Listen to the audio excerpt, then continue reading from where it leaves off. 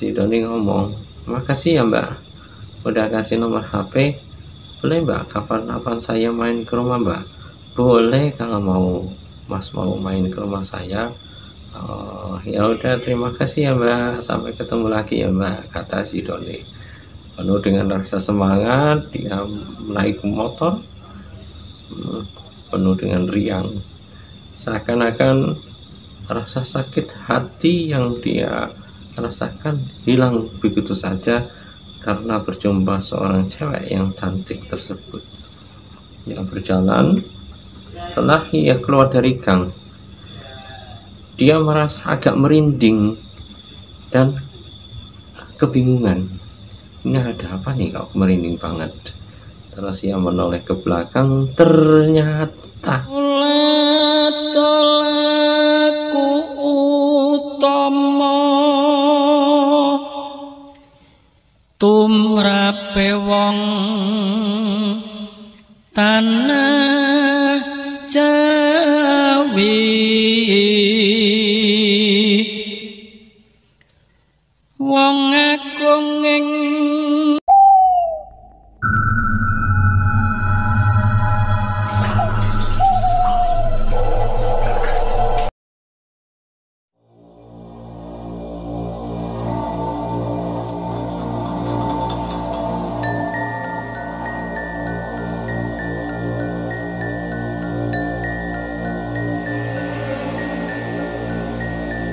Assalamualaikum warahmatullahi wabarakatuh. Jumpa lagi bersama saya di channel Horor Malam Jumat. Jangan lupa like, subscribe, tekan tombol lonceng, dan share ke teman-teman supaya untuk mudah melihat channel saya. Dan saya doakan semoga bagi teman-teman yang senantiasa mendengarkan cerita-cerita horor di channel kami diberi umur panjang, keberkahan rezeki, dilipat gandakan rezekinya, Allahumma amin. Malam ini ada satu cerita yang dialami oleh saudara saya, sebut saja namanya si Doni,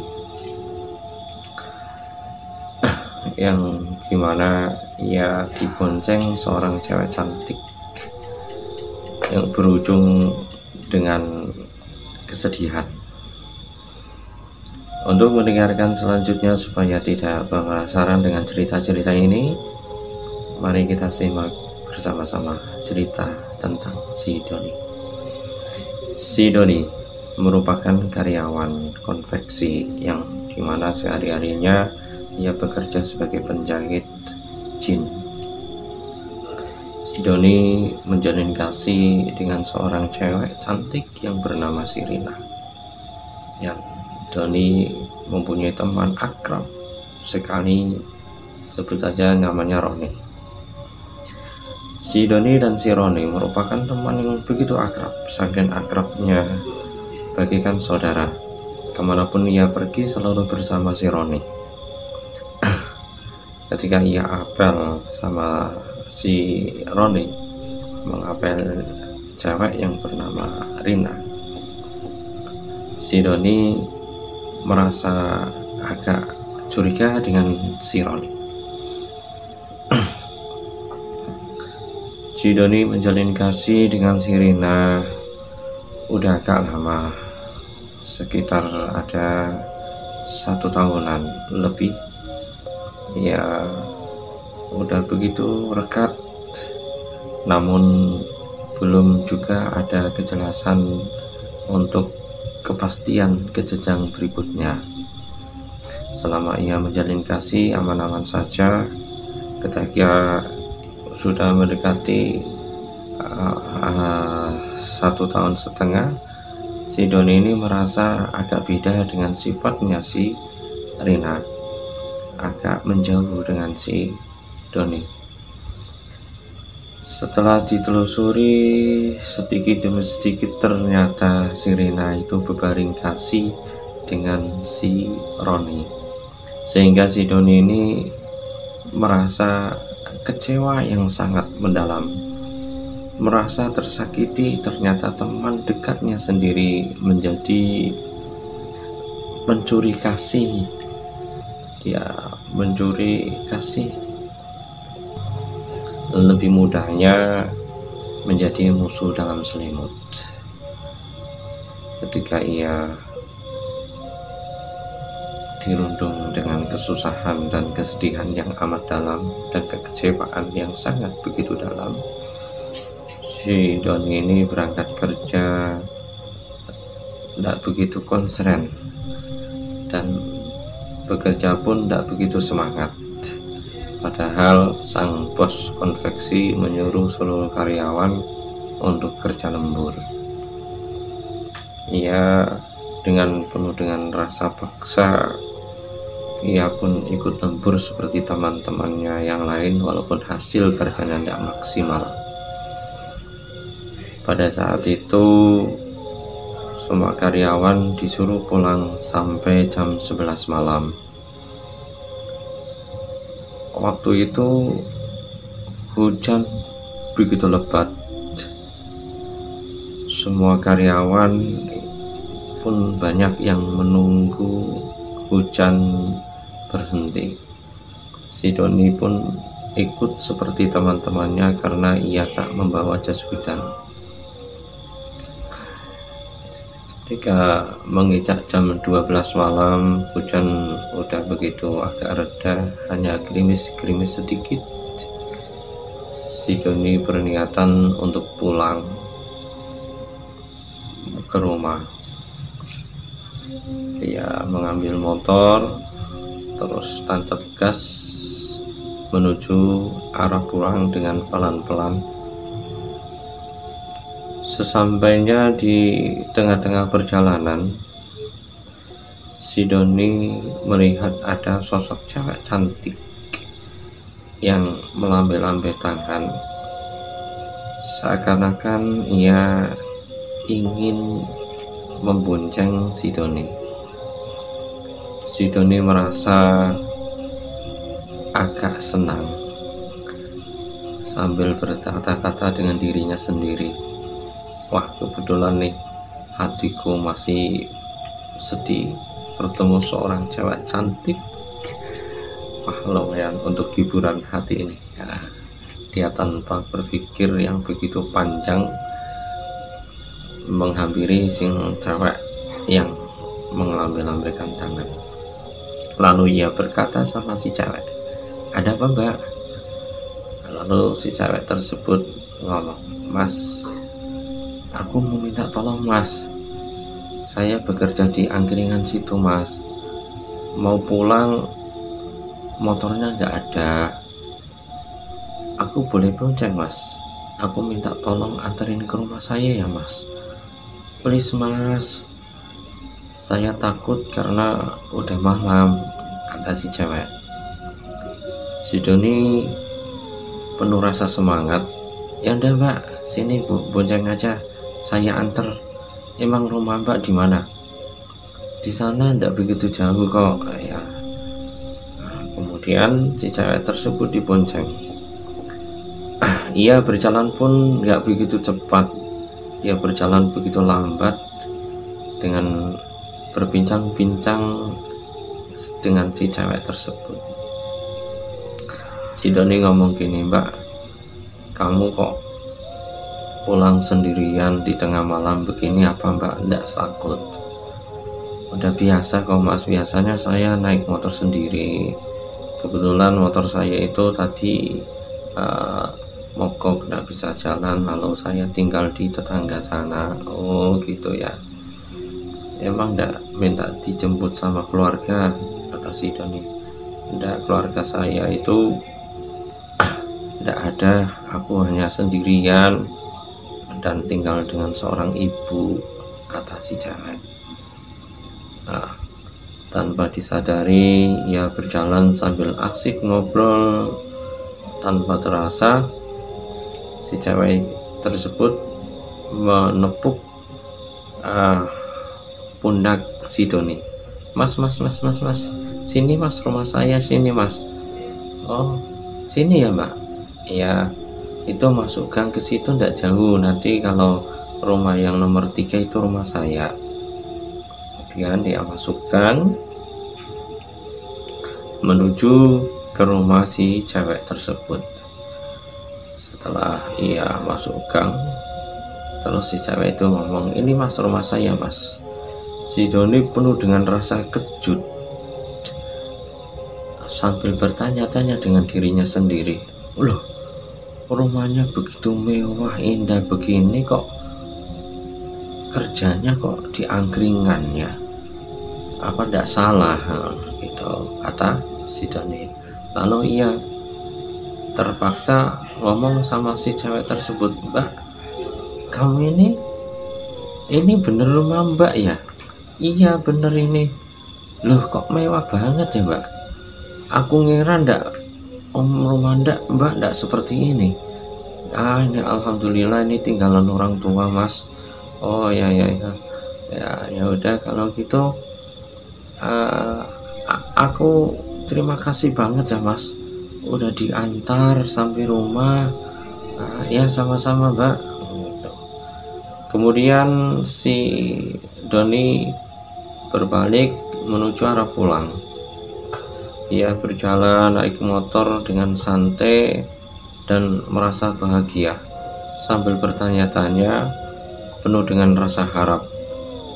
Alhamdulillah, baru aja ditinggal sang kekasih sekarang udah ada pandangan dapat cewek cantik lagi. Mungkin ini sudah jodoh saya. Wah lupa nih saya ndak minta nomor HP. Terus dia kembali ke rumah sang cewek tersebut. Kebetulan mbak-mbak tersebut belum masuk rumah, masih di depan pintu gerbang, mau membuka pintu gerbang. Dia ngomong, mbak, maaf ya mbak, boleh nggak mbak aku minta nomor HP mbak?" "Oh boleh." Terus dikasih nomor HP-nya. Setelah dicatat nomor HP-nya selesai, nomor tersebut itu ganjil, tidak sesuai nomor-nomor yang biasanya. Dia kok tanya sama mbak itu, "Mbak, nomornya kok tidak seperti nomor yang umumnya ya mbak, ini kok jumlahnya ganjil hanya 11 saja." "Tapi itu bener nomor saya kok mas." "Oh ya coba saya miss call ya." Setelah di miss call, nyangkut, nomornya itu nyangkut. Kemudian si Doni ngomong, "Makasih ya mbak udah kasih nomor HP, boleh mbak kapan-kapan saya main ke rumah mbak?" "Boleh kalau mas mau main ke rumah saya." "Oh ya udah terima kasih ya mbak, sampai ketemu lagi ya mbak," kata si Doni. Penuh dengan rasa semangat dia naik motor, penuh dengan riang, seakan-akan rasa sakit hati yang dia rasakan hilang begitu saja karena berjumpa seorang cewek yang cantik tersebut. Dia berjalan.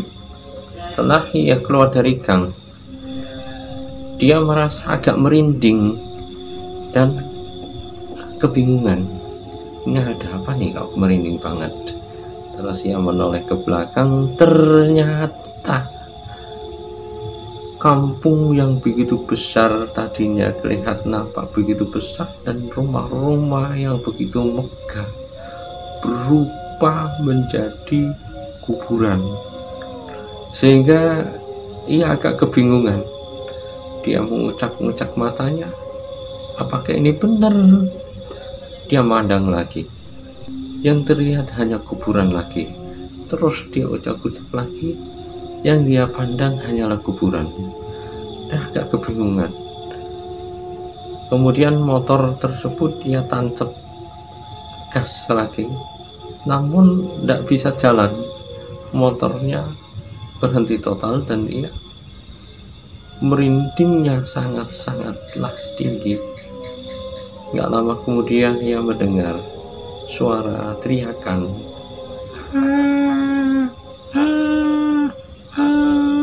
lalu tertawa.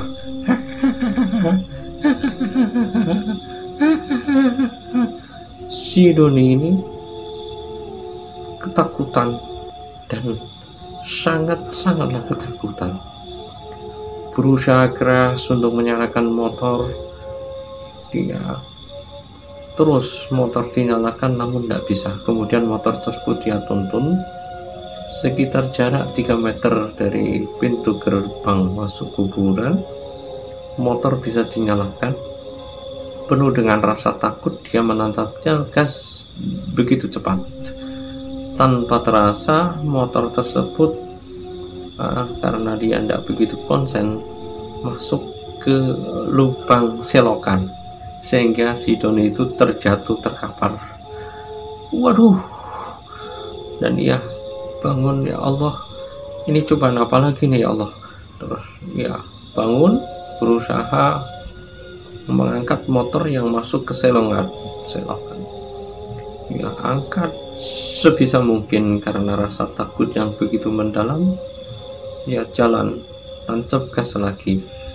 Tidak lama kemudian sekitar 10 meter melihat ada sosok bayangan putih dengan rambut yang begitu panjang tanpa terlihat wajahnya, hanya terlihat di bagian belakang punggungnya terlihat ada lubang di bagian belakangnya dengan berteteskan darah. Ia sangatlah ketakutan ketika itu.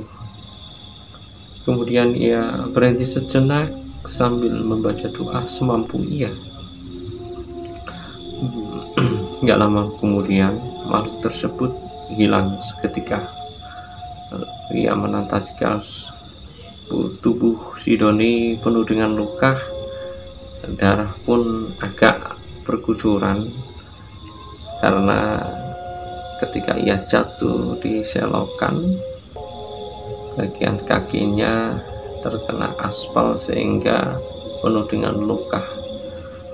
Ia pun tak begitu merasakan luka yang ada di tubuhnya. Ya, langsung ia berjalan lagi menuju arah pulang. Penuh dengan rasa takut, menaiki motor pun dengan begitu cepat. Sekitar setengah jam perjalanan dari tempat kejadian, ia sudah sampai rumah. Ketika ia sampai di rumah, ia berlari menuju ruang sambil ketakutan. Sang ibu bangun dari tidurnya melihat kok ada suara anakku yang begitu menggigil bagikan orang yang ketakutan. Lalu sang ibu mendatangi si Doni bertanya, "Don, kenapa Don? Kok kamu ketakutan?"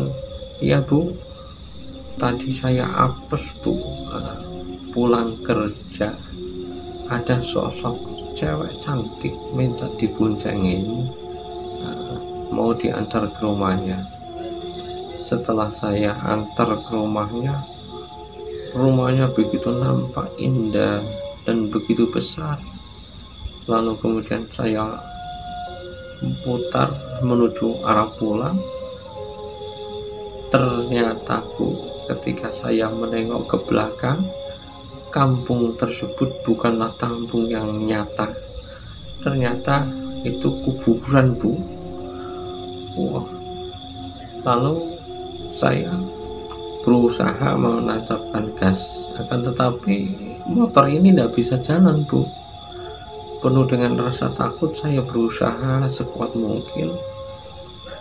Tidak lama kemudian saya tancap gas begitu cepat tanpa kusadari motor saya itu masuk ke selokan nih Bu. Kaki saya luka semua nih Bu, sakit nih Bu. "Oh iya Doni, ya udah jangan takut Doni, jangan takut, ada ibu kok, ada ibu. Kamu mungkin pas waktu naik motor ndak doa ndak membaca doa ya nah, apa tadi kamu naik motor sambil ngalamun mungkin ya nah." Ya gitu Bu. Alhamdulillahnya saya masih diberi umur Bu, masih selamat. Ya ada apa-apa, duduk ya anak, santai nak. Lalu ibu kembali ke ruang belakang mengambil secangkir berisikan air hangat. Ini Don, diminum ya Don, biar tenang. Kemudian diminum, tenang. Lokasi Don ini pun udah mulai dibersihkan sedikit demi sedikit, lalu diperban. Itu cerita nyata yang dialami si Doni. Nah, semoga bisa menjadi inspirasi bagi kita semua. Ketika kita dilundung kesedihan, janganlah sampai hati kita lalai pada Sang Pencipta, sehingga kita mudah digoda oleh makhluk-makhluk yang tak kasat mata. Maka dari itu kita harus senantiasa ingat pada Sang Pencipta alam semesta. Sehendak-hendaknya kita membaca sholawat dan selalu ingat pada Allah Subhanahu wa Ta'ala.